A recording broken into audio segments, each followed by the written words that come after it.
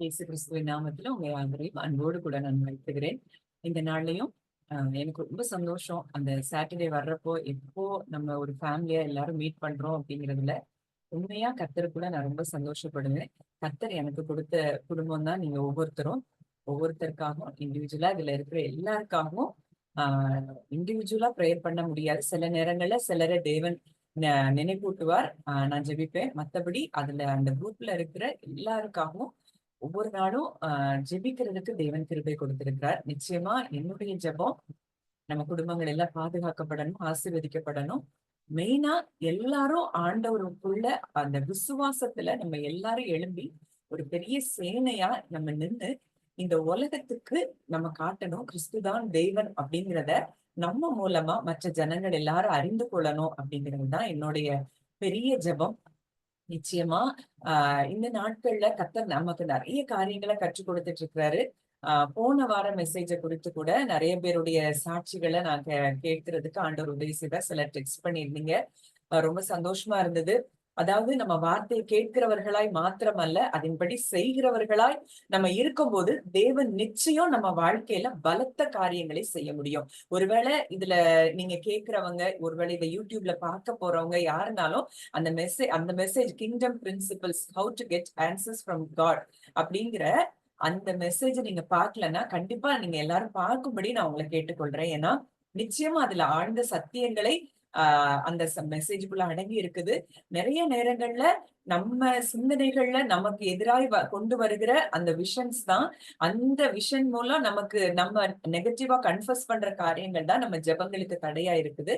அது அந்த மெசேஜ்ல நீங்க நல்லா கேட்டீங்கன்னா நல்லா புரியும். ஆஹ் கண்டிப்பா உங்க வாழ்க்கை மாறும். நிச்சயமா அந்த மெசேஜ கேட்டு உங்க லைஃப்ல அதை அப்ளை பண்ணும்போது நிச்சயமா நம்ம வாழ்க்கை மாறாமல் இருக்காது. அப்போ இன்றைக்கு கூட நான் ஜெபித்து கொண்டு இருக்கும்போது மறுபடியும் மறுபடியுமா எனக்கு தேவன் தந்த ஒரு வார்த்தை ஜெகோவா ஜைரே, ஏகோவா ஈரே. ஆஹ் எங்க போனாலும் இந்த வாரம் முழுக்க முழுக்க அந்த வார்த்தை மூலம் ஆண்டவர் பேசி கொண்டிருந்தார். ஒருவேளை இன்றைக்கு இங்க வந்திருக்கிற ஒவ்வொருவரும் இதை கேட்க போற ஒவ்வொருத்தருக்கும் தேவன் இந்த வார்த்தை மூலம் நிச்சயமா இன்றைக்கு இடைப்படுவார். இந்த தேவைகள் எதுவா இருந்தாலும் அந்த தேவைகளை சந்திக்கக்கூடிய தேவன் தான் நம்முடைய தேவன். இதை நம்ம இதுவரைக்கும் நம்ம வாழ்க்கையில எத்தனையோ முறை அதை உணர்ந்திருப்போம். ஒருவேளை இப்போ உள்ள அந்த சிச்சுவேஷன்ல நம்ம விசுவாசிக்க முடியாமல் இருக்கலாம். ஆனா தேவன் இன்றைக்கு சொல்றார், அவர் தான் யெகோவா ஈரே, ஜெகோவா ஜைரே. அந்த ஜெகோவா ஜைரே அப்படிங்கிறதுக்கு என்ன அர்த்தம்னா the lord will provide, the lord sees and provide அப்படின்னு சொல்லி போடப்பட்டிருக்கிறது. அப்போ அவர் பார்க்கிறார், அவர் ப்ரொவைட் பண்ண. இது இன்னும் நம்ம வேதத்துல இருந்து நம்ம படிக்கும்போது நிச்சயம் இப்படி ஒரு தகப்பன் நமக்கு இருக்கிறாரா அப்படின்னு சொல்லி நீங்க உணரக்கூடிய அளவுக்கு நம்ம இன்றைக்கு ஆவியானவர் நம்ம ஆழ்ந்த சத்தியத்துக்குள்ள நம்மளை கொண்டு போய் நிச்சயம் வழி நடத்துவார். இனி ஒரு காலம் உங்களுடைய எந்த தேவைகளுக்காகவும், ஒருவேளை நான் தேவைன்னு வரும்போது நம்ம நினைக்கிறோம் பணம் மட்டும்தான் அப்படின்னு நினைக்கிறோம். அது மாத்திரம் இல்ல, எந்த காரியமா இருந்தாலும் எல்லா தேவைகளுக்கும் அவர்தான் ப்ரொவைட் பண்ணுகிற ஒரு நல்ல தகப்பனாய் நமக்கு இருக்கிறார் அப்படிங்கிறத இனி வர நாட்கள்ல நிச்சயம் நீங்க அத உங்க லைஃப்ல நீங்க பார்ப்பீங்க. நிச்சயம் உங்க வாழ்க்கையில நிறைய சாட்சிகள் இதன் மூலம் எழும்பும்னு சொல்லி நான் கர்த்தருக்குள்ள விசுவாசிக்கிறேன்.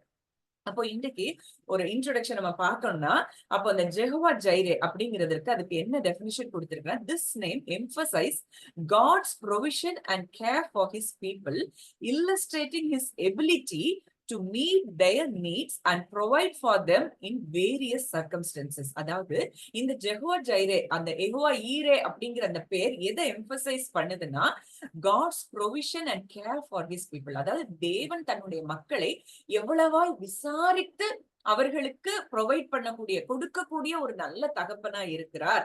அவருடைய எபிலிட்டி என்ன அப்படின்னா, அவர்களுடைய எல்லா தேவைகளையும் அவர் சந்திக்க கூடியவராகவும், எந்தெந்த சூழ்நிலைகள்ல அவர்களுக்கு என்ன தேவையா இருந்தாலும் அதை கொடுக்கக்கூடிய ஒரு நல்ல தகப்பனாய் அவர் இருக்கிறார் அப்படிங்கிறதுதான் யெகோவா ஈரே அப்படிங்கிற அந்த சொல்லுக்கு, அந்த தேவனுடைய அந்த நாமத்துக்கு அர்த்தமா இருக்கிறது.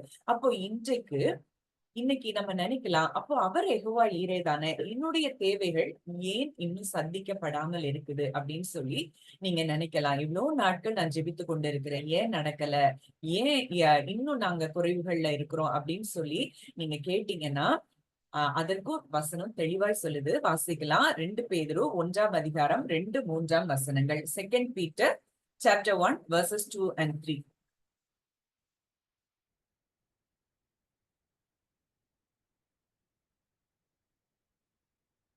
2 பேதுரு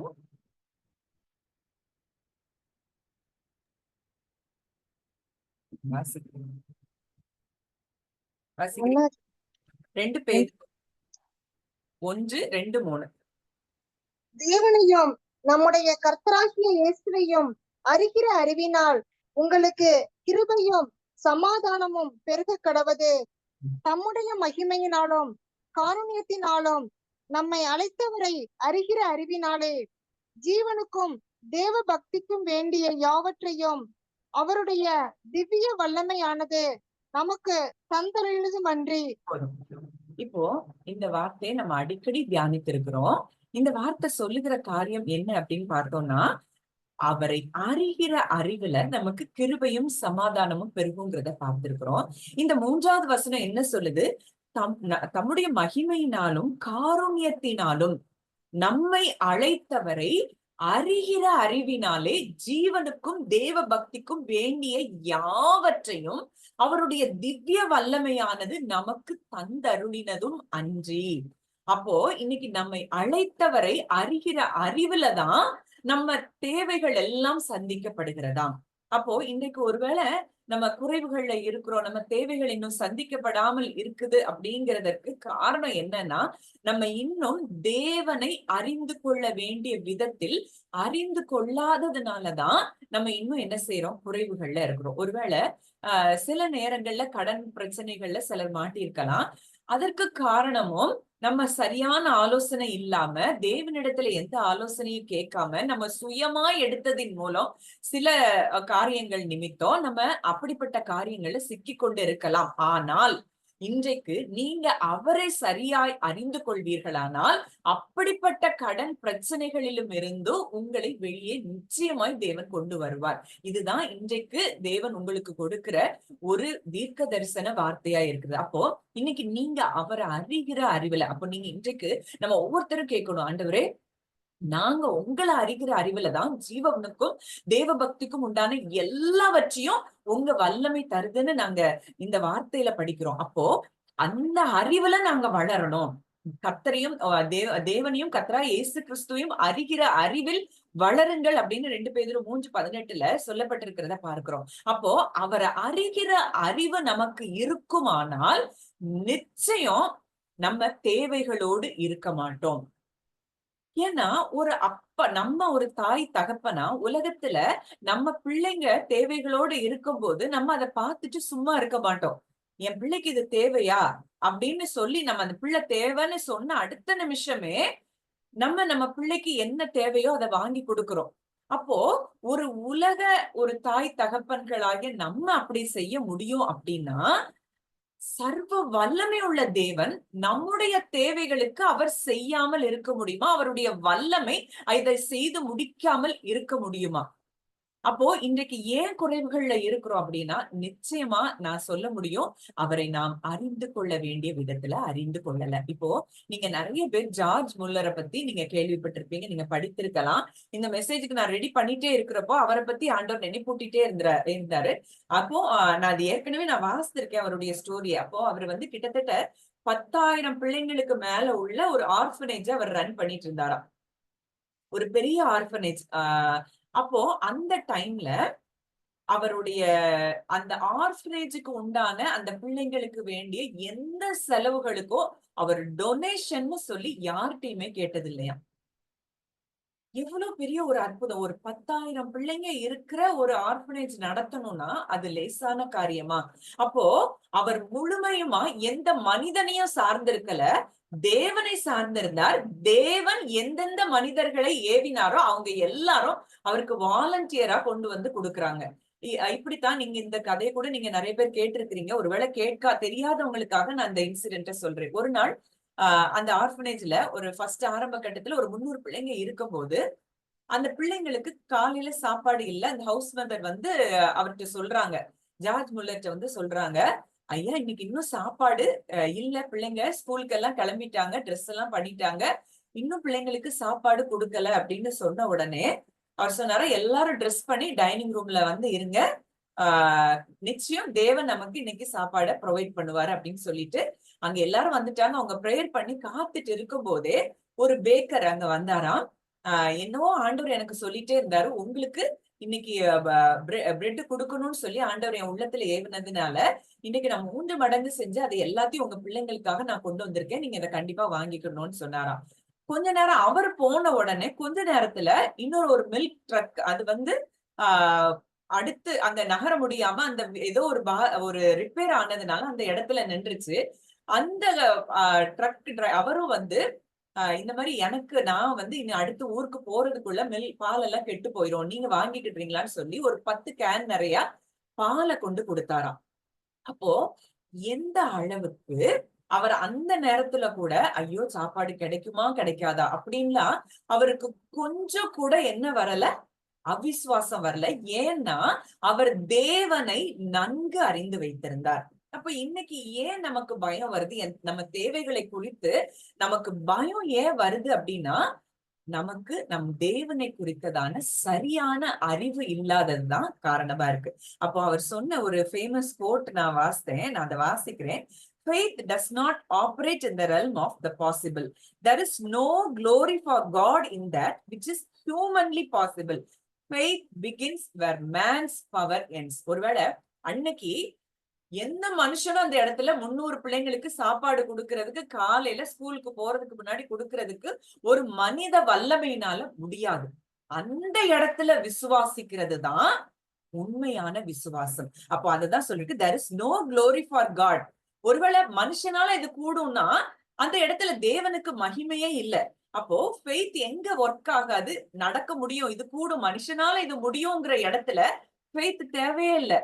அப்போ எந்த இடத்துல ஃபெய்த் ஸ்டார்ட் ஆகணும், முடியவே முடியாதுங்கிற இடத்துல என் தேவனால் எல்லாம் கூடும் அப்படின்னு எப்ப விசுவாசிக்கிறோமோ அந்த இடத்துல காட்ஸ் ப்ரொவிஷன் நமக்கு என்ன செய்யுது, நிச்சயமா வருது. அப்போ இன்றைக்கு தேவன் நம்மை புரிந்து கொள்ள செய்யக்கூடிய ஒரு காரியம் என்னன்னா அவரை அறிகிற அறிவு. நம்முடைய தேவைகளை சந்திக்கிறதற்காகத்தான் அவர் நம்மோடு கூட இருக்கிறார்.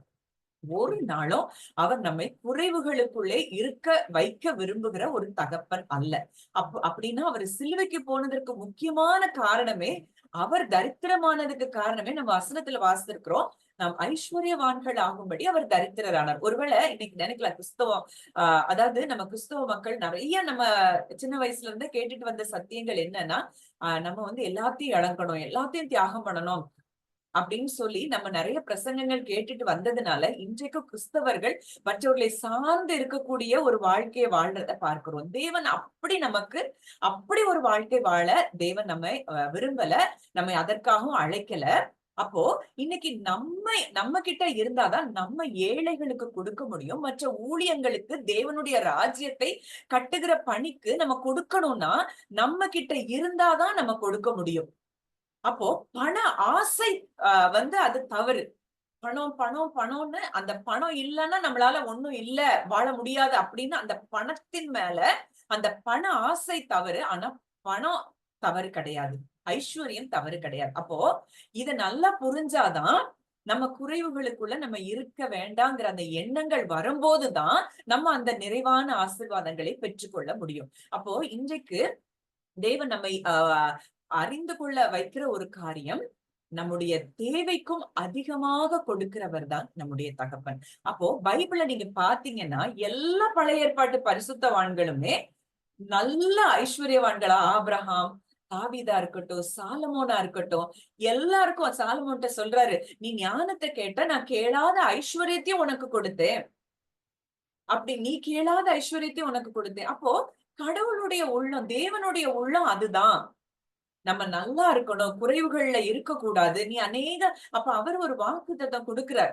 அப்படின்னா அந்த இருதயத்தை, அந்த வாக்கு தத்தத்துக்குள்ள தேவனுடைய இருதயத்தை நம்ம பார்க்கிறோம்னா, நீ அநேக ஜாதிகளுக்கு கடன் கொடுப்பாய், நீயோ கடன் வாங்காதிருப்பாய் அப்படின்னு சொல்லி எழுதப்பட்டிருக்கிறது. அப்படின்னா அதுதான் நம்ம தகப்பனுடைய உள்ளம். நம்ம நிறைய பேருக்கு கொடுக்கணும் அப்படிங்கிற அளவுக்கு நம்ம ஆசீர்வாதமா இருக்கணும் அப்படிங்கிறது தான் தேவனுடைய சித்தமா இருக்கிறது.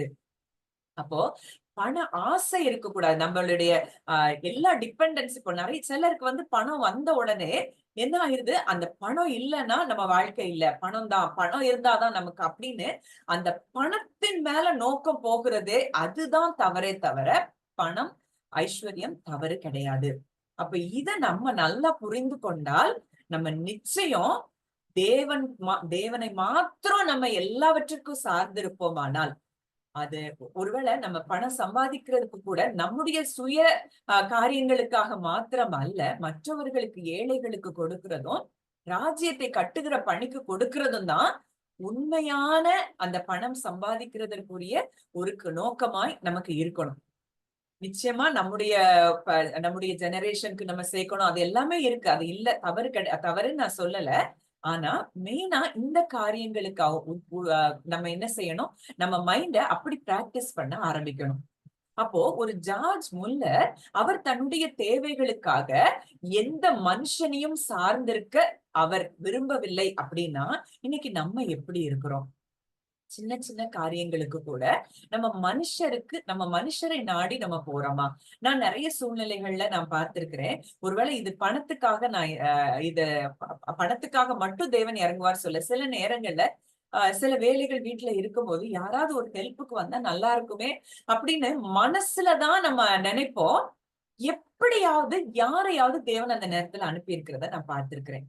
அவருடைய ப்ரொவிஷன் அப்படிதான் இருக்கும். அது எங்க இருந்து அவர் எப்படிதான் அதை நம்ம மனசுல நினைக்கிறதுக்கு முன்னாடியே தேவன் அந்த காரியத்தை செய்து முடித்திருக்கிறத நான் நிறைய நேரங்கள்ல பார்த்திருக்கிறேன். அப்படிப்பட்ட ஒரு அன்புள்ள தகப்பன் நமக்கு இருக்கும்போது இந்த நாட்கள்ல நீங்க பயப்படவே கூடாத ஒரு காரியம், உங்கள் தேவைகளை குறித்து நீங்கள் ஒரு நாளும் பயப்பட வேண்டியதில்லை. ஏன்னா நம்ம அப்பா தேவைகளை சந்திக்கிற ஒரு நல்ல தகப்பன். அப்போ இன்னைக்கு அந்த ஒரு ஸ்டான்ஸா மட்டும் பாடி நம்ம ஜெபித்த இந்த வசனத்துக்குள்ள நம்ம கடந்து போகலாம். நான் அனுப்பி இருக்கிறேன் நம்ம குரூப்ல. எல்லாருக்கும் தெரிந்த பாடல் தான், நீங்க உண்மையா உணர்ந்து படிங்க. இந்த நாள்ல இருந்து நம்ம விசுவாசிப்போம், நம்முடைய தேவைகள் எல்லாம் அற்புதமாய் தேவனால் சந்திக்கப்படுகிறது அப்படிங்கிறத நம்ம விசுவாசிச்சு இந்த பாடலை படிப்போம். நிச்சயமா நம்ம தேவைகள் அனைத்தையும் கர்த்தர் அற்புதமாய் சந்தித்து கொடுப்பார். படிக்கலாம். யெகோவாயீரே தந்தையாம் தெய்வம், நீர் மாத்திரம் போதும் எனக்கு. யெகோவா ராஃபா சுகம் தரும் தெய்வம், உன் தழும்புகளால் சுகமானோம். யெகோவா ஷம்மா என் கூட இருப்பீர், என் தேவையெல்லாம் சந்திப்பீர். நீர் மாத்திரம் போதும், நீர் மாத்திரம் போதும், நீர் மாத்திரம் போதும் எனக்கு. நீர் மாத்திரம் போதும், நீர் மாத்திரம் போதும், நீர் மாத்திரம் போதும் எனக்கு. நல்ல தகப்பனே, நன்றியோடு உம்மை துதிக்கிறோம், ஸ்தோத்தரிக்கிறோம் அப்பா. இந்த நாளிலும் அப்பா நீர் உம்முடைய தீர்க்க தரிசனமான வார்த்தை உடைய பிள்ளைகளோடு கூட நீர் ஆண்டவரே பேச வேண்டும் என்று சொல்லி கர்த்தரின் இருதயத்துல ஆண்டவரே பதித்த அந்த வார்த்தைகளை ஆண்டவரே அப்பா நாங்கள் பேசும் பொழுதும் தியானிக்கும் பொழுதும் ஒவ்வொருவருடைய இருதயமும் அக்கினி போல கொழுந்து விட்டு எரியும்படியாக உம்முடைய வார்த்தைகளை தியானிக்கும் பொழுது, அன்றைக்கு எம்மாவூர் சீஷர்களிடத்துல ஆண்டவரே நீங்க பேசிக்கொண்டு வரும் பொழுது அவர்கள் சொன்ன ஒரு காரியம், அவர்கள் பேசிக்கொண்டு வேத வார்த்தைகளை பேசும்போது நம்முடைய இருதயம் கொழுந்து விட்டு எரியவில்லையா என்று சொன்னது போல அப்படிப்பட்ட அந்த வார்த்தைகள் அவர்கள் உள்ளத்திற்குள்ளே பாய்ந்து சென்று அந்த வார்த்தைகள் அது ஆண்டவரே எரிந்து பிரகாசிக்கிற ஒரு விளக்காய் அது மாறட்டும். அந்த வார்த்தைகள் விதைக்கப்பட்ட அந்த வார்த்தைகள் வாழ்க்கையில 100 மடங்கு பலன் தரும்படியாய் நான் ஜெபிக்கிறேன் தகப்பனே. பரிசுத்த ஆவியானவர் என்னை மறைத்து நீர் வெளிப்படும்படியாக ஜெபிக்கிறேன் கர்த்தர். அப்படியே எங்கள் ஜெபங்களை கேட்டு பதில் கொடுக்கிறீர், உமக்கு நன்றி செலுத்துகிறோம். இந்த நாள்ல இருந்து தேவைக்காக யாரும் கலங்காதபடி அந்த தேவைகளை தேவைகள் எல்லாவற்றையும் இயற்கைக்கு அப்பாற்பட்ட முறையில என் தேவன் நீர் சந்தித்து கொடுப்பீர் என்கிற அசைக்க முடியாத நம்பிக்கை விசுவாசம் உள்ளவர்களாய் ஆண்டவரே உம்மிடத்திலிருந்து தேவைகளுக்கு பெற்றுக்கொள்ள, ஆண்டவரே அந்த ப்ரொவிஷன்ஸை பெற்றுக்கொள்ள கர்த்தர் கிருபை செய்கிற தயவுக்காய் நன்றி செலுத்துகிறோம். இயேசுவின் மூலம் கேட்கிறோம் ஜீவனுள்ள நல்ல பிதாவே, ஆமென். இந்த ஜெகோவா ஜைரே அப்படின்னு நம்ம பார்த்தோம்னா அது எந்த இடத்துல சொல்லப்பட்டிருக்கிற வார்த்தை அப்படிங்கிறத நம்ம நல்லா அறிந்திருக்கிறோம். வாசிக்கலாம். ஆதியாகமம் 22ஆம் அதிகாரம். ஒருவேளை இதை வாசித்தா ரொம்ப டைம் ஆகும், நானே இதை எக்ஸ்பிளைன் பண்றேன். 22ஆம் அதிகாரம் 1 முதல் 12ஆம் வசனங்கள் முதல்ல. அதாவது இந்த காரியங்கள் நடந்த பின்பு தேவன் ஆபிரகாமை சோதித்தார் அப்படின்னு சொல்லி போடப்பட்டிருக்கு. அப்போ எனக்கு ரொம்ப நாள் முந்திலாம் ரொம்ப சந்தேகம் வரும், ஏன் இப்படி ஒரு ஆபிரகாமுக்கு அத்தனை வருஷம் கழிச்சு பிள்ளைய கொடுத்து அந்த பிள்ளையும் ஏன் ஆண்டவர் பலி கேட்கிறாரு? ஏன் தேவன் அவ்வளோ அப்படி ஒரு அவருடைய எண்ணங்கள் அவருடைய நெஞ்சம் அப்படி ஒரு கல்லானதா அப்படின்னு சொல்லிலாம் முந்தி நான் யோசித்திருக்கிறேன், அவரை பற்றி சரியா அறிவில்லாதப்போ. அப்போ நான் அதை குறித்து தியானித்துட்டே இருக்கிறப்போ நான் நிறைய காரியங்களை நான் பார்த்தப்போ ஆண்டவர் எனக்கு அந்த காரியங்களை குறித்து தெளிவா விளக்கி காண்பித்த ஒரு காரியம் என்னன்னா, அந்த நாட்கள்ல கானான் தேசத்துல ஆகட்டும், அங்க அவங்களுக்கு ஒரு பழக்கம் என்ன இருந்ததுன்னா, அவங்க அந்த விக்கிரகங்களுக்கு பொதுவா அந்த மோளேக் அப்படிங்கிற அந்த தெய்வங்களுக்கெல்லாம் தங்களுடைய பிள்ளைகளை பலி கொடுப்பாங்களாம். அப்போ ஒருவேளை நான் நினைக்கிறேன் இந்த ஆபிரகாமுக்குள்ளயும் இந்த தேவனும் அப்படிப்பட்டவரோ, தன் பிள்ளைய பலி கேட்ப ஒருவேளை ஒரு பயம் அங்க ஆபிரகாமுக்கு இருந்திருக்கலாம். அதனால தேவன் என்ன செய்யறாரு, தான் அப்படிப்பட்ட தேவன் அல்ல அப்படிங்கிறத நிரூபிக்கிற ஆபிரகாமுடைய இருதயத்துல அந்த பயத்தை போக்க வேண்டும், அவனுடைய விசுவாசத்தை இன்னும் பலப்படுத்தணும்னு சொல்லி தேவன் அந்த இடத்துல ஆபிரகாமை சோதித்திருக்கிறார் அப்படின்னு சொல்லி நான் விசுவாசிக்கிறேன். ஏன்னா நம்ம நல்லா தெரியணும், எடுத்தவங்க வாசிங்க. உபாகமம் 12ஆம் அதிகாரம் 30-31. Deuteronomy chapter 12 versus 30-31. அவர்கள் உனக்கு முன்பாக அழிக்கப்பட்ட பின்பு நீ அவர்களை பின்பற்றி சிக்கிக் கொள்ளாதபடிக்கும் இந்த ஜாதிகள் தங்கள் தேவர்களை சேவித்தபடி நானும் சேவிப்பேன் என்று சொல்லி அவர்களுடைய தேவர்களை குறித்து கேட்டு விசாரியாதபடிக்கும் எச்சரிக்கையா இரு. உன் தேவனாகிய கர்த்தருக்கு அப்படி செய்யாயாக. கர்த்தர் வெறுக்கிற அருவருப்பான யாவையும் அவர்கள் தங்கள் தேவர்களுக்கு செய்து தங்கள் குமாரரையும் தங்கள் குமார்த்திகளையும் தங்கள் தேவர்களுக்கு அக்கினிகளை சுட்டரித்தார்களே.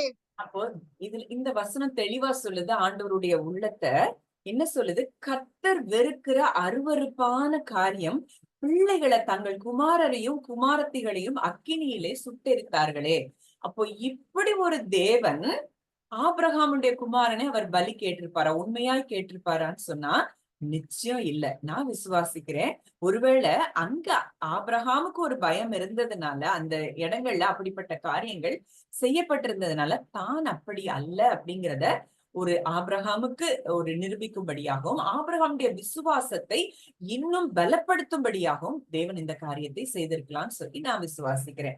அப்போ ஆண்டவர் சொல்றாரு அந்த இடத்துல, உன் புத்திரனும் உன் ஏகசுதனும் உன் நேசகுமாரனும் ஆகிய ஈசாக்கை மோரியா தேசத்துக்கு கொண்டு போய் அங்கே நான் உனக்கு குறிக்கிற மலைகள்ல அவனை தகன பலியா பலியிடுன்னு சொல்றாரு. அந்த சொன்ன அடுத்த நாளே ஆபிரகாம் என்ன செய்யறாரு, அதிகாலையில் எழுந்து, அவர் டிலே எல்லாம் பண்ணல. இது எப்படி ஆண்டவர் கேட்டிருப்பாரு, இது எப்படி என் பிள்ளைய நான் கொடுக்க முடியும் அப்படிலாம் எந்த ஒரு அவருக்கு குழப்பமும் இல்ல. அவர் என்ன செய்யறாரு, கூட்டிக் கொண்டு போய் தகன பலிக்கு கட்டைகளை பிளந்து கொண்டு தேவன் தனக்கு குறிக்கப்பட்ட இடத்திற்கு போனார். 3 நாள் அங்க அவங்க பிரயாணம் பண்ணி போறாங்க. அங்க போறப்போ வேலைக்காரர்கிட்ட அவர் சொல்றாரு, ஆபிரகாமுடைய விசுவாச வார்த்தைகளை நம்ம இங்கதான் பார்க்கிறோம். அப்ப அவர் எவ்வளவாய் தேவனை அறிந்து வைத்திருந்தார், அதுலதான் அவருக்கு அங்க ப்ரொவிஷனே என்ன செய்து கிடைக்குது.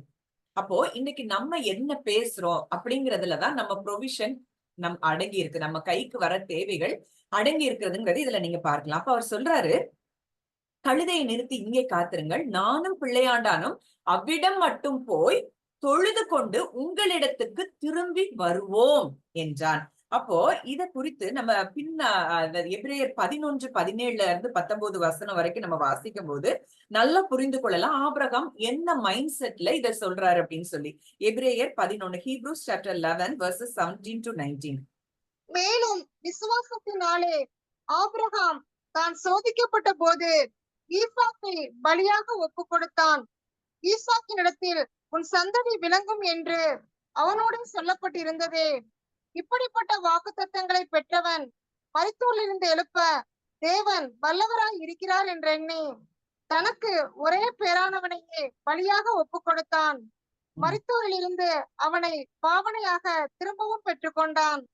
விசுவாசத்தினாலே ஆபிரகாம் தான் சோதிக்கப்பட்ட போது எப்படி அவன் ஒப்பு கொடுத்தானா, ஈசாக்கினிடத்தில் உன் சந்ததி விளங்கும், அவன்தான் உன் சந்ததி, அந்த சந்ததி விளங்கும் அப்படின்னு சொல்லி அவர் வாக்கு கொடுத்திருந்ததுனால ஒருவேளை தாம் பலியிட்டா கூட அவனை மரித்தோரிலிருந்து எழுப்ப தேவன் வல்லவராய் இருக்கிறார் அப்படின்னு சொல்லிதான் அங்க ஈசாக்கை பலியிட அவர் என்ன செய்தாராம், ஒப்பு கொடுத்தாராம். அங்க மரித்தோரிலிருந்து அவனை பாவனையாக திரும்பவும் பெற்றுக்கொண்டார்.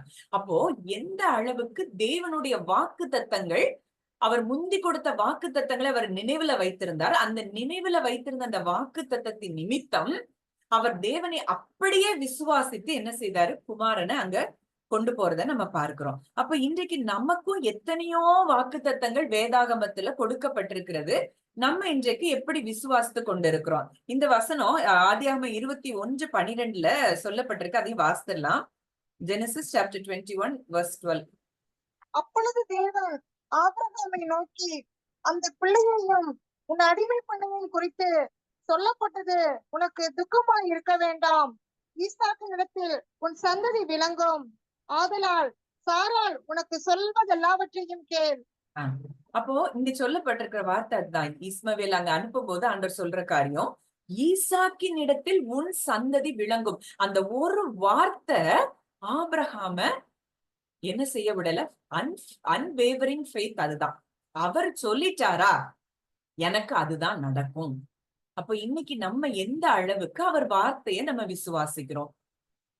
அவர் சொல்லிட்டார், வாக்கு தத்துவம் இததான் சொல்லுது, எனக்கு இதுதான் நடக்கும்.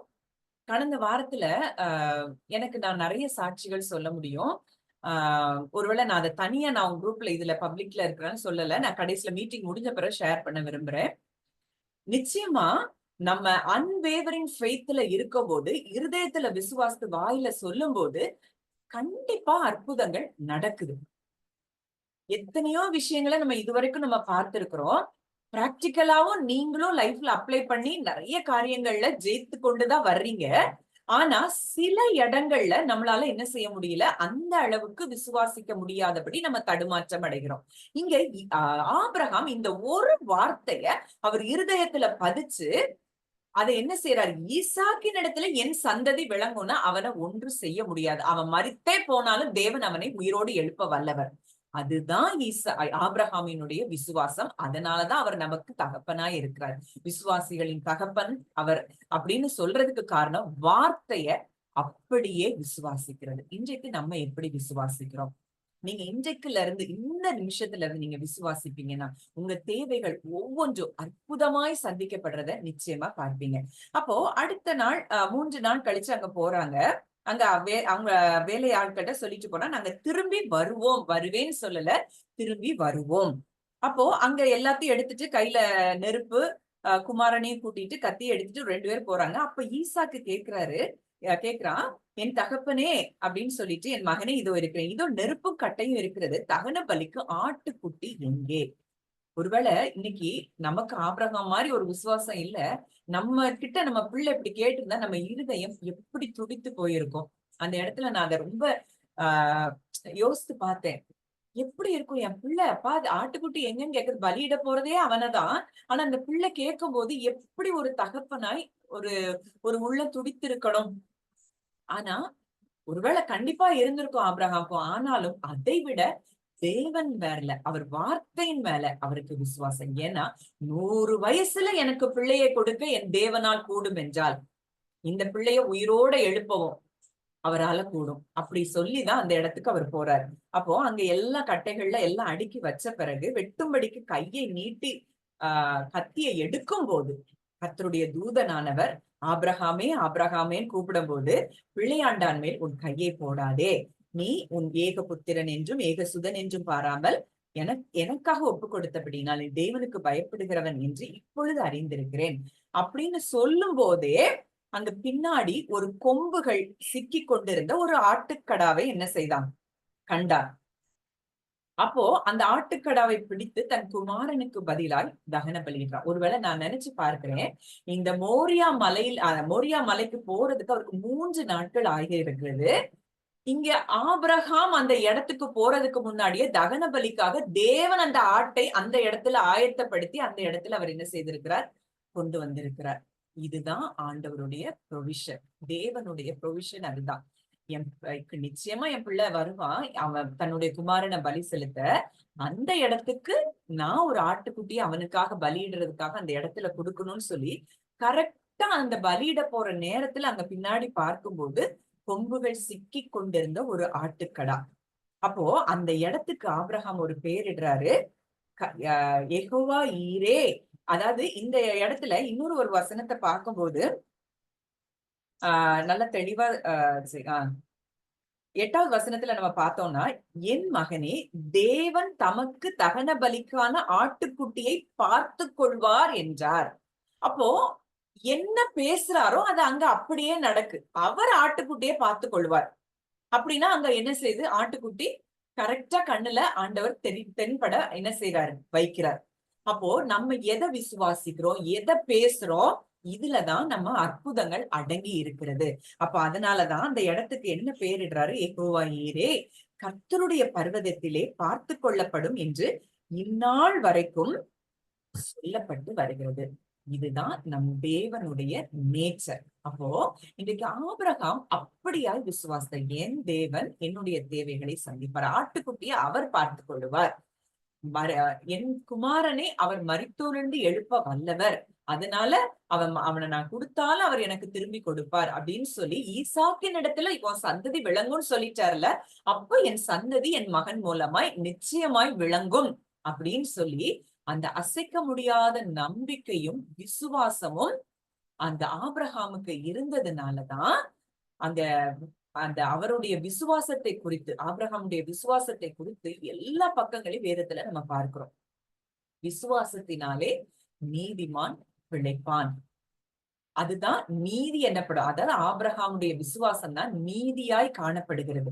இன்றைக்கு புது உடன்படிக்கையின் கீழே இருக்கிற நமக்கும் நம்முடைய விசுவாசம் தான் நீதியாய் இருக்குதே தவிர நம்முடைய செயல்கள் எதுவும் தேவனுக்கு முன்னாடி நம்ம என்ன செய்ய முடியாது, நீதிமான் ஆக்க முடியாது. தேவன் பெயர்ல வைக்கிற விசுவாசம், அந்த விசுவாசத்தையும் அவர் தான் நமக்கு கொடுத்திருக்கிறாரே தவிர நம்ம கிட்ட இருந்து வர்ற செயல்கள், கிருபையினாலே விசுவாசத்தை கொண்டு ரட்சிக்கப்பட்டீர்கள், இது உங்களால் உண்டானதல்ல, இது தேவனுடைய ஈவு.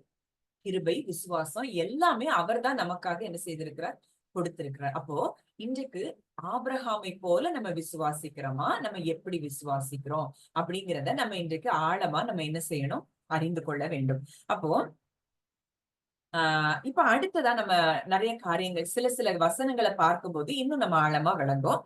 அதாவது God's care and concern for his creation. அப்போ மத்தேயு 6:26 நம்ம பார்க்கிறோம். வாசிங்க, மத்தேயு 6:25-26.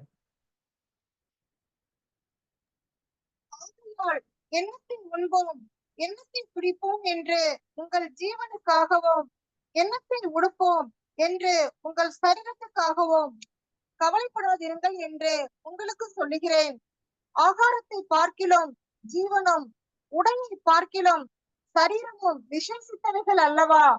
ஆகாயத்து பட்சிகளை கவனித்து பாருங்கள், அவைகள் விதைக்கிறதும் இல்லை, அறுக்கிறதும் இல்லை, களஞ்சியங்களில் சேர்த்து வைக்கிறதும் இல்லை, அவைகளையும் உங்கள் பரமபிதா பிழைப்பூட்டுகிறார். அவைகளை பார்க்கிலும் நீங்கள் விசேஷித்தவர்கள் அல்லவா? ஆகையால் எண்ணத்தை உண்போம், எண்ணத்தை குடிப்போம் என்று உங்கள் ஜீவனுக்காகவும். நிறைய பேருக்கு கவலை அதான். அதுலயும் முக்கியமா லேடிஸ்க்கு காலையில ஆனாலே பெரிய கவலை வரும், என்ன செய்யறது, என்ன சமையல் செய்யறது அப்படின்னு சொல்லி. அப்போ ஆண்டவர் என்ன சொல்றாரு, இதை குறித்து கவலைப்படாதிருங்கள். ஆகாரத்தை பார்க்கிலும் ஜீவனும், உடையை பார்க்கிலும் சரீரமும். நம்முடைய ஜீவனையும் சரீரத்தையும் அவர் எப்படி பார்க்கிறார்? விசேஷமானதாய் பார்க்கிறார். நமக்கு நம்மளை படைத்து நமக்கு ஜீவனை கொடுத்த அவர், நீ இந்த காரியத்துக்கெல்லாம் நீ ஏன் கவலைப்படுற? அப்ப ஆகாயத்து பட்சிகளை கவனித்து பார். என்னைக்காவது நம்ம பார்க்கிறோமா? அந்த பறவை என்றைக்காவது எங்கேயாவது உட்கார்ந்து கவலைப்பட்டுட்டு இருக்கா, எனக்கு சாப்பாடு கிடைக்குமா கிடைக்காதா, எனக்கு நான் அடுத்த வேளைக்கு நான் என்ன செய்வேன், என்ன உணவு எனக்கு கிடைக்கும் இப்படின்னு சொல்லி என்னைக்காவது கவலைப்படுமான்னு பார்த்தா ஒரு நாள் அது என்ன செய்யாது, கவலைப்படக்கூடிய வாய்ப்பே அதுக்கு கிடையாது. அப்போ கவனித்து பாருங்கள், அவைகள் விதைக்கிறதும் இல்லை, அது போய் நிலத்துல விதைக்கிறதும் இல்ல, அறுக்க போறதும் இல்ல, களஞ்சியங்கள்ல ஸ்டோர் ஹவுஸ்ல போய் சேர்த்து வைக்கிறதும் இல்ல, அவைகளையும் உங்கள் பரமபிதா பிழைப்பூட்டுகிறார். அப்போ அங்க கொடுத்திருக்கிற டெபினிஷனே என்னன்னா, நம்ம அப்பா அதையும் பாக்குறாராம். நம்ம அப்பா அந்த பட்சிகளையே கவனிச்சு பாக்குறாருன்னா நம்மள கவனிச்சு பார்க்க மாட்டாரா?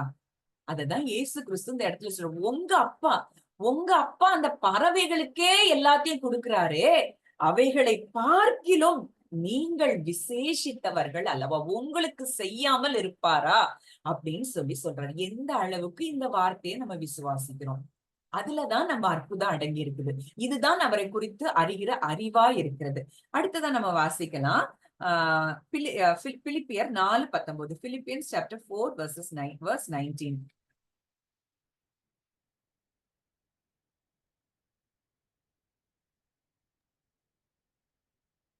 பிலிப்பியர் 4:19. என் தேவன் தம்முடைய ஐஸ்வர்யத்தின்படி உங்கள் குறைவையெல்லாம் கிறிஸ்து இயேசுவுக்குள் மகிமையிலே நிறைவாக்குவார்.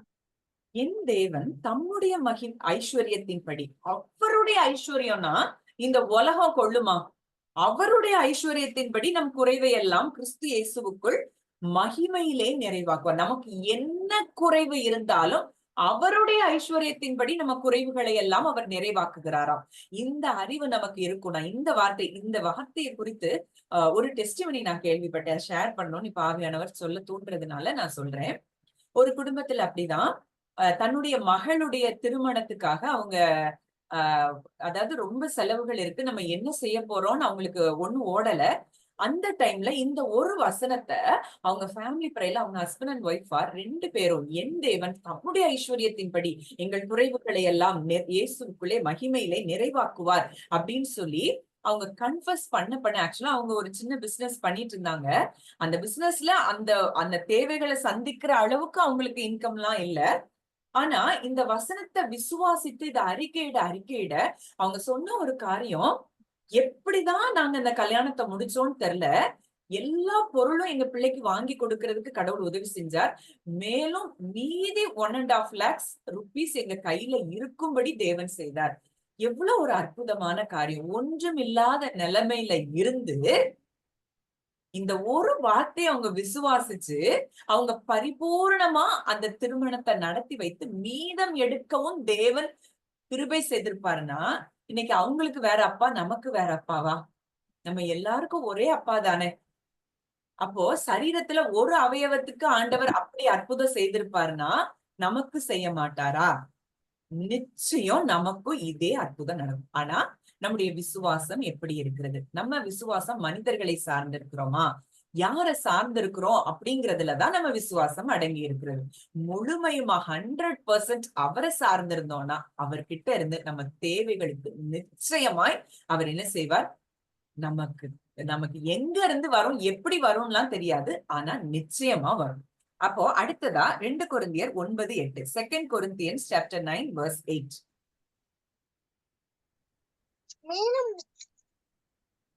மேலும் நீங்கள் எல்லாவற்றிலும் எப்பொழுதும் சம்பூரணமுடையவர்களாகியும் சகலவித நற்கிரியைகளிலும் பெருகுகிறவர்களாயும் இருக்கும்படியாக தேவன் உங்களிடத்தில் சகலவித கிருபையையும் பெருக செய்ய வல்லவராய் இருக்கிறார்.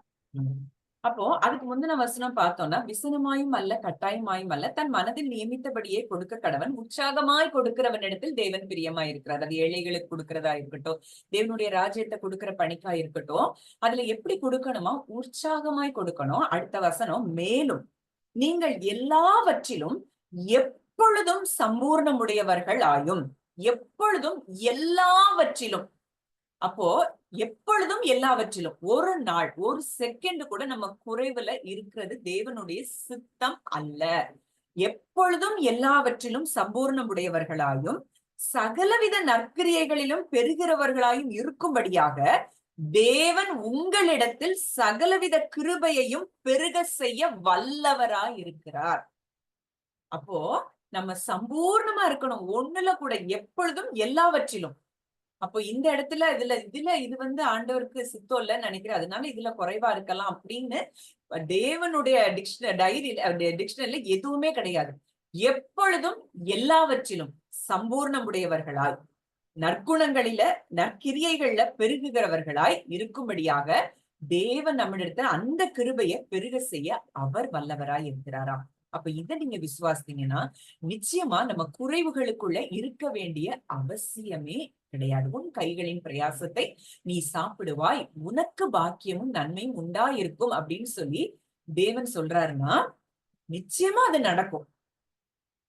அவருடைய இருதயம் அதுதான். அப்ப நீங்க தேவனுடைய இருதயம் அதுதான். அந்த இருதயமும் உங்க இருதயமும் ஒன்று போல சிந்திக்கும் போது எங்களுக்கோ கிறிஸ்துவின் சிந்தை உண்டாயிருக்கிறது அப்படின்னு சொன்னோம்னா அவர் என்ன சிந்திக்கிறாரோ நம்மை குறித்து அதைதான் நம்மளும் சிந்தித்து அதை நம்ம இருதயத்துல ஃபுல்லா நிரப்பி அந்த வார்த்தையை நம்ம பேசும்போது நம்ம வாழ்க்கையில குறைவுகளுக்கு இடம் இல்லை. இத நிச்சயமா நீங்க அறிந்து கொள்ளணும். ஒரு நாள் கூட நீங்க இனி இப்படிப்பட்ட குறைவுகள்ல வாழ்கிறது தேவனுடைய சித்தம் இல்ல. அப்போ அதுதான் தாவீது சொல்றாரு சங்கீதம் 23 நம்ம எத்தனையோ நேரம் நம்ம சொல்றோம், கர்த்தர் என் மேய்ப்பரா இருக்கிறார், நான் தாழ்ச்சியடையேன், ஐ வில் லேக் நத்திங். அவர் எனக்கு ஷெப்பர்டா இருக்கிறாரு, அப்போ எனக்கு ஒரு குறைவு வராது. அவர் என்னை புல்லுள்ள இடங்களில் மேய்த்து அமர்ந்த தண்ணீர்கள் அண்டையில் என்னை கொண்டு போய் விடுகிறார். அவர் என் ஆத்துமாவை தேற்றி தம்முடைய நாமத்தின் நிமித்தம் நீதியின் பாதைகளில் என்னை நடத்துகிறார். அவர் எனக்கு மேய்ப்பரா இருக்கும் போது, அவர் நமக்கு ஷெப்பர்டா இருக்கும் போது நமக்கு என்ன குறை உண்டு? இத தாவீது நன்கு அறிந்து வைத்த கர்த்தர் எப்படி தன்னை பார்க்கிறாரு, தன்னை போஷிக்கிறாரு, தன்னை நடத்துறாரு அப்படிங்கிறத தாவீது அறிந்து வைத்திருந்ததுனாலதான் ஒரு குறைவும் இல்லாத ஒரு சிம்மாசனத்துல ஒரு ராஜாவை அவனை தேவன் அமரச் செய்கிறத நம்ம பார்க்கிறோம். அப்போ இன்றைக்கு நம்ம எப்படி தேவனை அறிந்திருக்கிறோம் அப்படிங்கிறதுலதான் நம்ம தேவைகள் சந்திக்கப்படக்கூடிய அற்புதம் அடங்கி இருக்கிறது. இப்போ அடுத்ததா முக்கியமான ஒரு காரியம், யாத்திராகமம் 16ஆம் அதிகாரம் 1 முதல் 15. Exodus chapter 16 verses 1 to 5.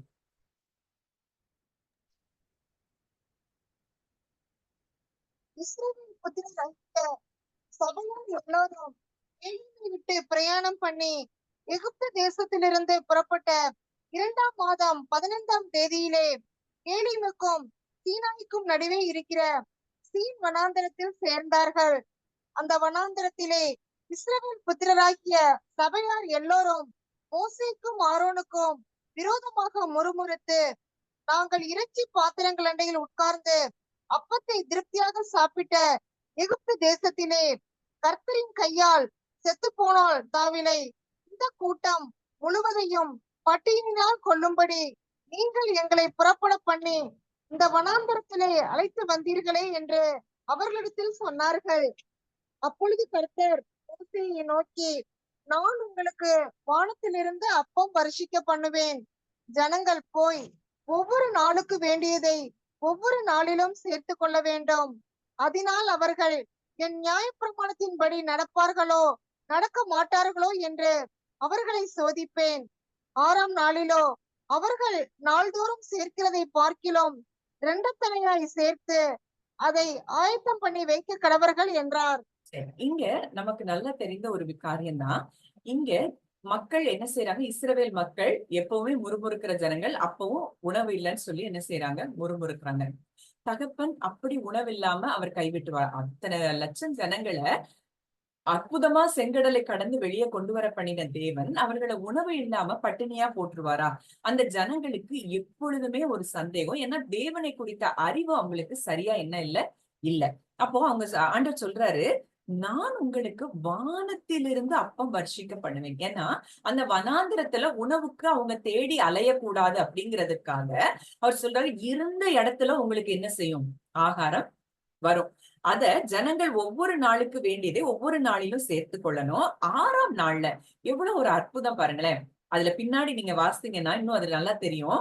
6வது நாள்ல மட்டும் 2 நாளைக்கு தேவை 2 தனியாய் சேர்த்து அவர்கள் ஆயத்தம் பண்ண கடவர்கள்.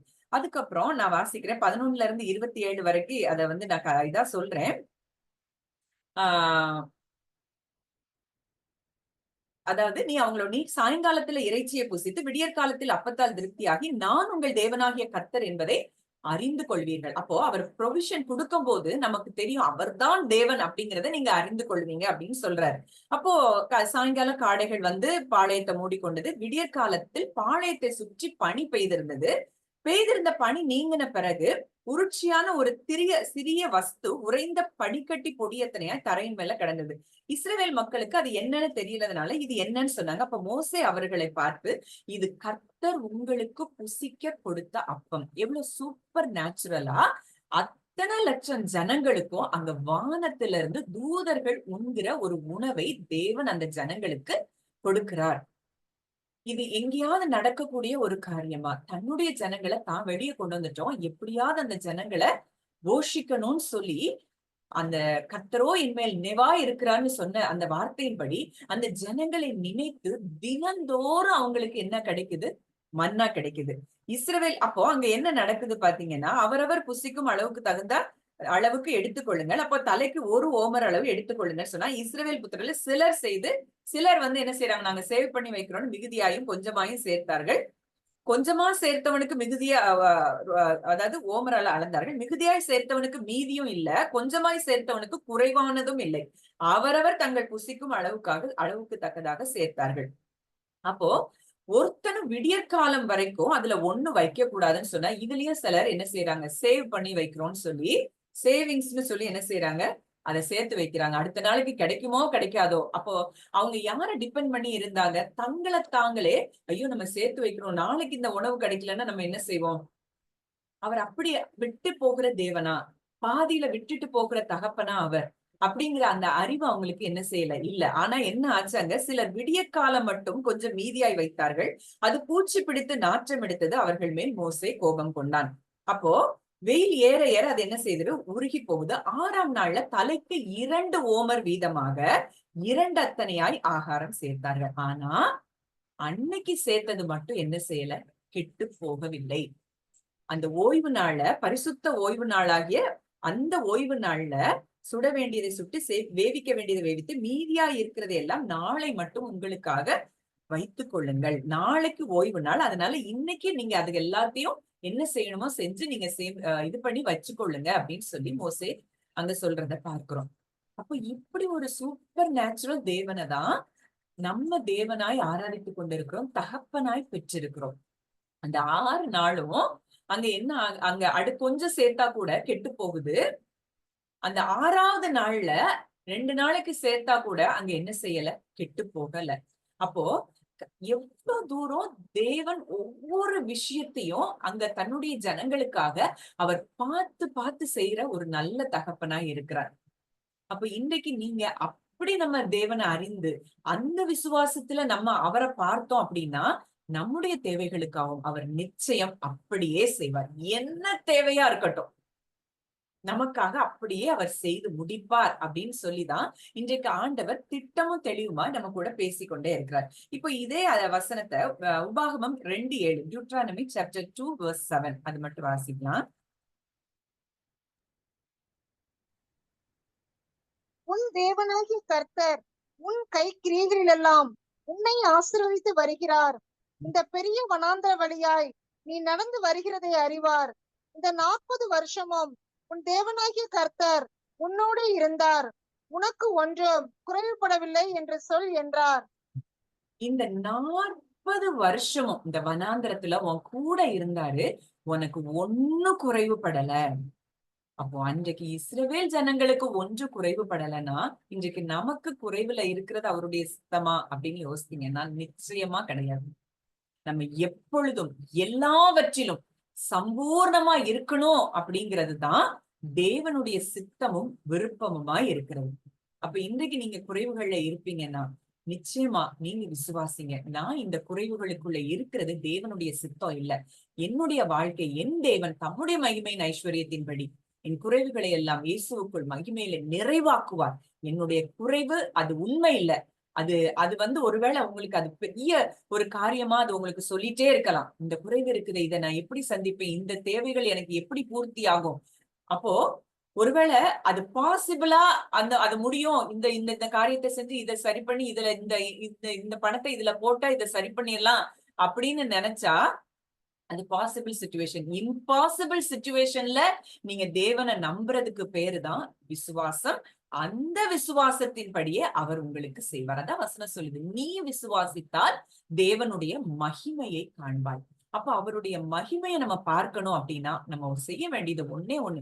இவ்வளவு ஒரு சூப்பர் நேச்சுரல் காட் எனக்கு இருக்கும்போது நான் எதற்கும் அஞ்ச வேண்டியதில்லை, பயப்பட வேண்டியதில்லை, தேவைகளை குறித்து நான் கலங்க வேண்டியதில்லை. ஒருவேளை டேபிள்ல உட்கார வச்சுட்டு அந்த பிள்ளைங்களுக்கு சாப்பாடு இல்லைன்னா, நமக்கு 4 பேர் நம்ம குடும்பத்துல இருக்கிறோம் அப்படின்னாலே நமக்கு இது எப்படி செய்வோம், எப்படி இது பண்ணுவோம், எத்தனை பிரச்சனை வருது. அங்க 300 பிள்ளைங்களுக்கு அவர் அவ்வளவு தூரம் விசுவாசத்து இருக்கிறாருன்னா, இன்னும் நான் வாசித்தேன், ஜார்ஜ் முல்லர் 200 முறை வேதத்தை வாசித்து அந்த வேதத்தில் உள்ள வார்த்தைகளின் அடிப்படையில அவர் ஜெபிப்பாராம். இன்னைக்கு நம்ம ஜெபம்னு சொல்லி என்னென்னலாமோ என்ன செய்யறோம், புலம்பிட்டு அழுதுட்டு இருக்கிறோம். அப்போ அந்த விசுவாசம் நிறைந்த ஜெபம், அந்த விசுவாசம் நிறைந்த அந்த மெடிடேஷன் தேவன் யார் என்பதை அவருக்கு கற்றுக் கொடுத்ததுனாலதான் அவர் சூப்பர் நேச்சுரல் ப்ரொவிஷன் அவருக்கு தேவனிடத்துல இருந்து அவர் பெற்றுக்கொண்டதை நம்ம பார்க்கிறோம். அப்ப இன்றைக்கு நம்ம எப்படி விசுவாசிக்கிறோம் என்பதுலதான், நம்ம எப்படி தேவனை அறிந்திருக்கிறோம் என்பதுலதான் நம்ம அற்புதங்கள் என்ன செய்திருக்கு, அடங்கி இருக்கிறது. இப்ப இதே வசனம் யாத்ராகமம் 16:35 வாசிக்கலாம். யாத்ராகமம் Exodus chapter 16 verse 35.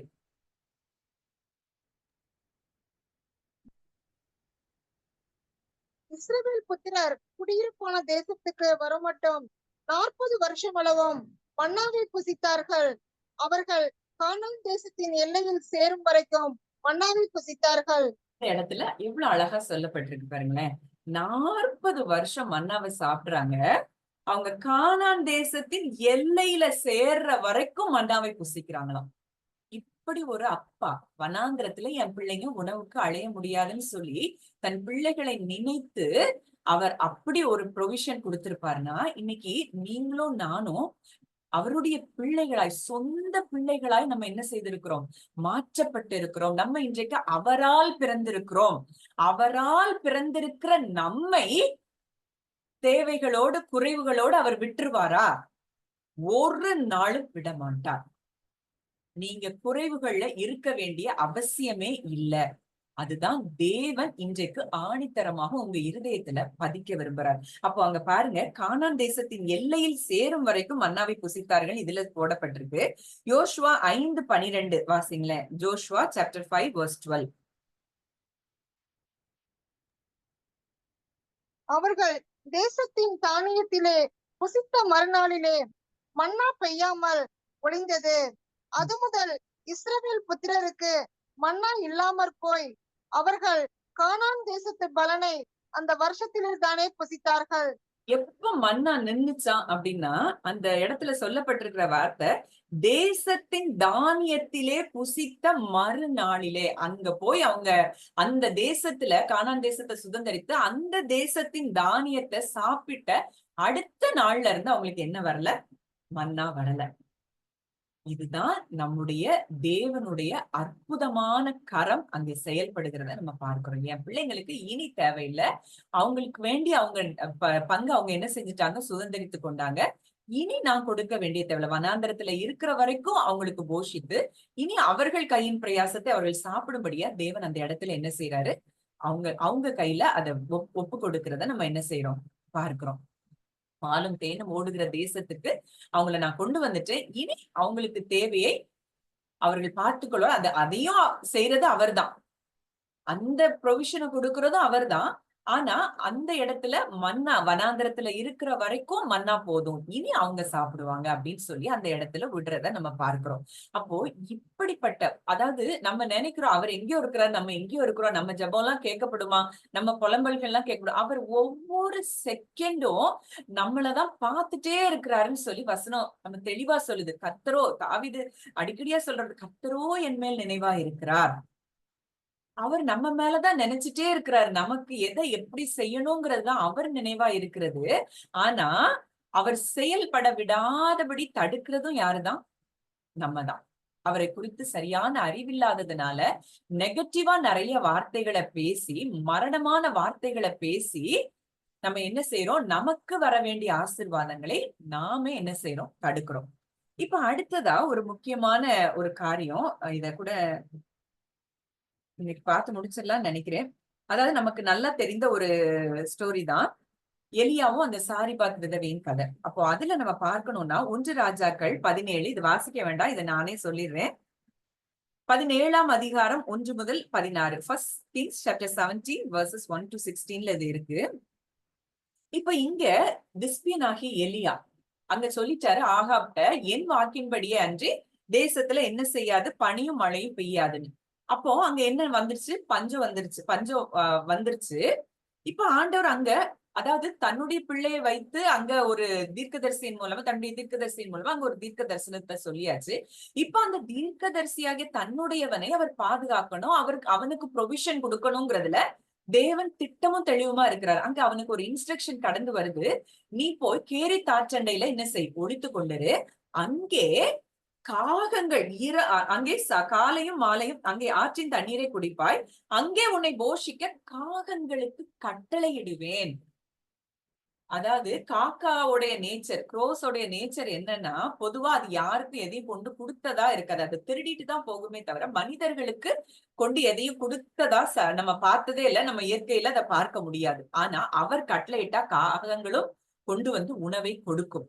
இன்னொன்னு, அந்த காகத்துடைய நேச்சர், நான் நேத்து அத கொஞ்சம் மெடிடேட் பண்ணிட்டு இருந்தேன், சர்ச் பண்ணி பார்த்துட்டு இருந்தேன் காகத்தினுடைய நேச்சர் என்னெல்லாம்.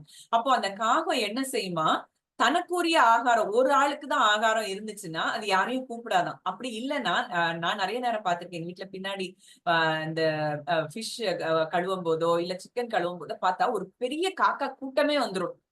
அப்போ தன்னோட தனக்கும் போக நிறைய இருக்குது அப்படின்னா தன்னுடைய எக்ஸ்டெண்டட் ஃபேமிலி எல்லாத்தையும் கூட்டிட்டு வந்துருவான். இதுதான் காகத்தினுடைய நேச்சர். ஆனா இங்க இயற்கைக்கு அப்பாற்பட்ட ஒரு காரியம் நடக்கிறது. தேவன் கட்டளையிட்டபடியினால அங்க டெய்லி சாயங்காலம், அதுல அந்த வசனம் போடப்பட்டிருக்கிறது, காகங்கள் அவனுக்கு விடியற் காலத்தில் அப்பமும் இறைச்சியும் சாயங்காலத்தில் அப்பமும் இறைச்சியும் கொண்டு வந்தது. அங்க ஒரு லேக் இருந்ததா, அங்க கையில அவனுக்கு பணம் இல்ல. எலியாக்கு பணம் இருந்தாலும் அங்க ஒண்ணும் வாங்க முடியாது. அப்படிப்பட்ட இடத்துலதான் அவன் இருக்கிறான். ஆனா அங்க அவனுக்கு, அவன் பசியில அவன் இருந்தான்னு நம்ம பார்க்கிறோமா? அப்போ அன்றைக்கு எலியாவுக்கு அப்படி அவர் போஷித்திருப்பாருன்னா இன்றைக்கு நம்மள ஆண்டவர் கைவிட்டுருவாரா? அப்போ அந்த இடத்துல திருப்பி என்ன நடக்குது பாருங்க, மழை பெய்யாதபடியினால ஆறு வற்றி போயிடுச்சு. அப்ப திரும்பி அடுத்ததா அது எனக்கு ரொம்ப டச் பண்ணுச்சு. இதுதான், இங்க எலியாவுக்கு உணவு இல்ல, அங்க சாரிபாத் விதவைக்கு உணவு இல்ல. அப்ப நான் அதை வாசித்தேன். ஏன் அந்த விதவைக்கு ஆண்டவர், அந்த விதவையை ஆண்டவர் சூஸ் பண்ணி அந்த விதவைக்கு ஆண்டவர் அந்த விதவையும் போஷிக்கணும் அப்படிங்கறதுனாலதான் எலியாவை இங்க இருந்து நேரா அந்த விதவை கிட்ட அனுப்புறத பார்க்கிறோம். அப்போ எப்படி தேவன் அந்த விதவையின் மேல கரிசனையா எப்படி இருக்கிறார் அப்படின்னு நம்ம பார்த்தோம்னா, அதுல ஒரு சில வசனங்கள் நம்ம வாசிக்கலாம். சங்கீதம் 68:5, Psalms chapter 68 verse 5.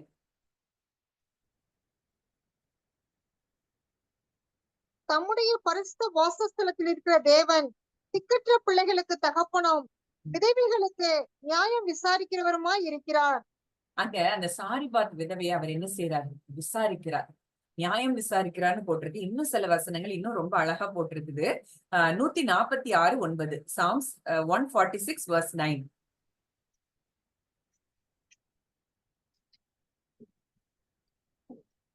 பரதேசிகளை கர்த்தர் காப்பாற்றுகிறார். அவர் திக்கற்ற பிள்ளையையும் விதவையையும் ஆதரிக்கிறார். துன்மார்க்கரின் வழியையோ கவிழ்த்து போடுகிறார். எவ்வளவு தூரம் தேவன் அவருடைய வார்த்தைக்கு உண்மையா இருக்கிறோம். சாரிபா அந்த ஊர்ல இன்னும் நிறைய விதவைகள் பின்னாடி இயேசு சொல்றதை கூட பார்க்க, சாரிபாத் ஊர்ல அநேக விதவைகள் இருந்தாங்க. ஆனா அந்த ஒரு விதவைன்ட்டு தான் அனுப்பப்பட்டானே ஒழிய மற்ற அல்லன்னு சொல்லி ஆண்டவர் சொல்றாரு. அப்ப நான் நினைக்கிறேன், இந்த விதவைக்கு யாருமே இல்ல, உதவி செய்யறதுக்கு யாருமே இல்ல, அவர் திக்கற்றவளாய் அவள் நிற்கிறா. அப்போ அந்த இடத்துல அவளை சொல்றதும் அதுதான், திக்கற்ற பிள்ளையையும் விதவையையும் ஆதரிக்கிறார்.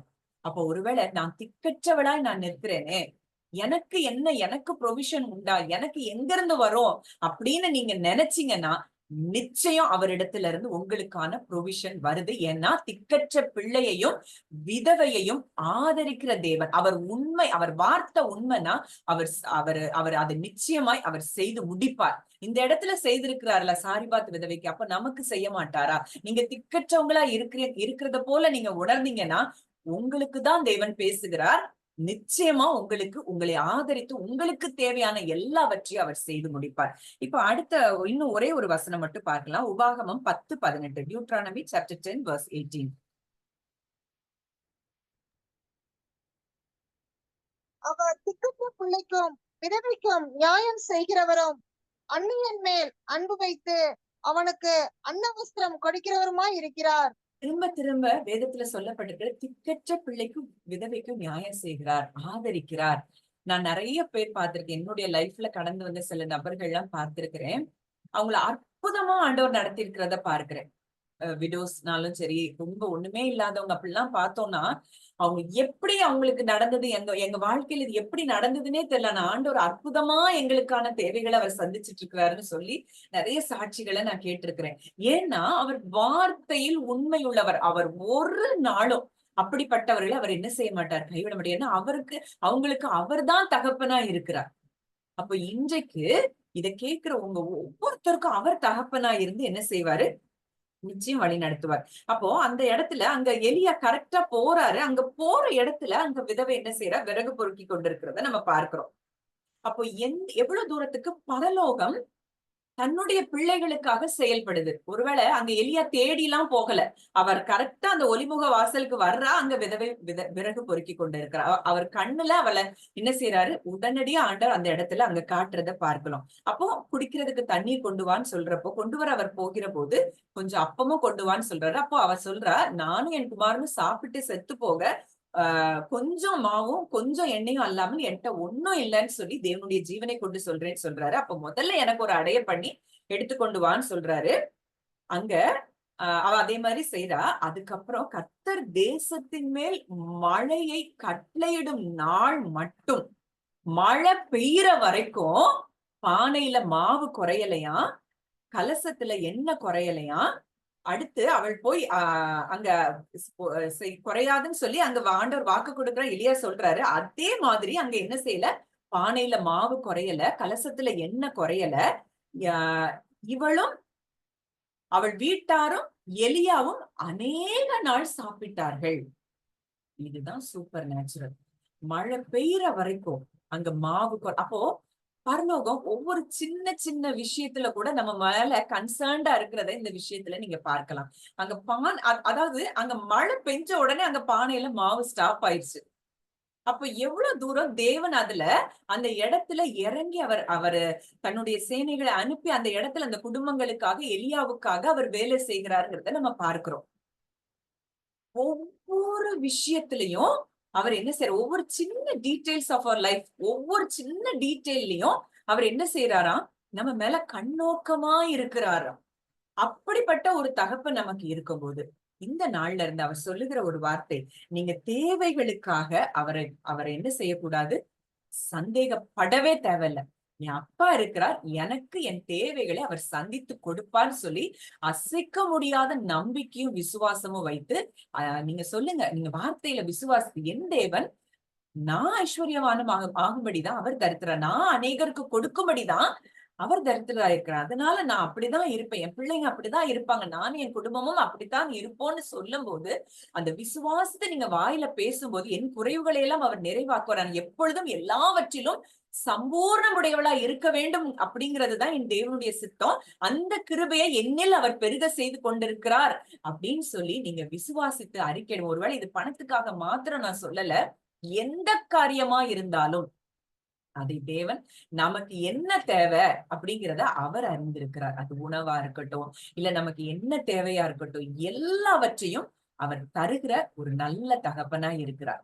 அப்போ நம்ம ஏன் அதை குறித்து கலக்கம் வருதுன்னா, இதெல்லாம் தேவன் செய்வாரா, இதெல்லாம் அவர் பாப்பாரா, இதெல்லாம் நமக்கு கிடைக்குமா அப்படின்னு சொல்லி நம்ம என்ன செய்யறோம், அவர் பெரிய பெரிய விஷயங்களுக்கு தான் அவர் நமக்கு செய்வாரு, இந்த சின்ன விஷயத்துக்கெல்லாம் நமக்கு செய்வாரா அப்படின்னு சொல்லி நம்ம என்ன செய்யறோம் நினைக்கிறோம்.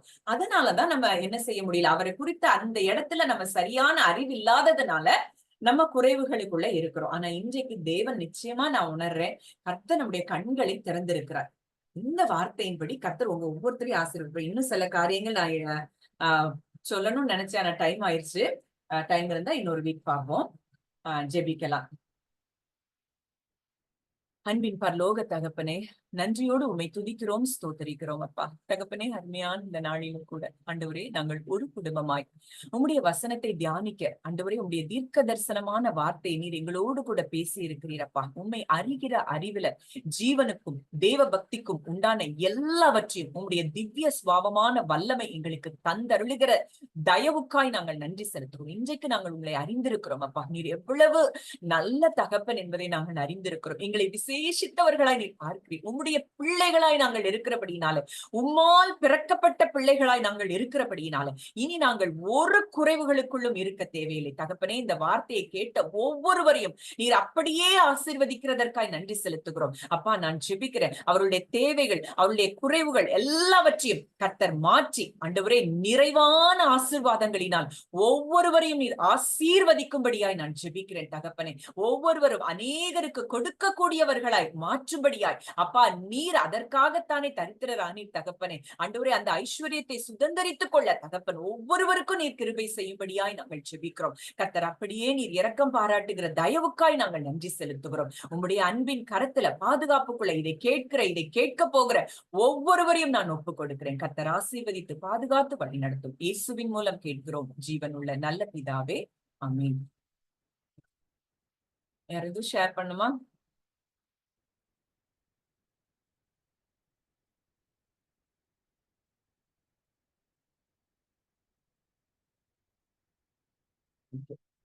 நான் ரெக்கார்டிங் ஸ்டாப் பண்ண பிறகு ஒரு விஷயத்த ஷேர் பண்ணணும்னு நினைக்கிறேன். முடிஞ்சவங்க வெயிட் பண்ணுங்க.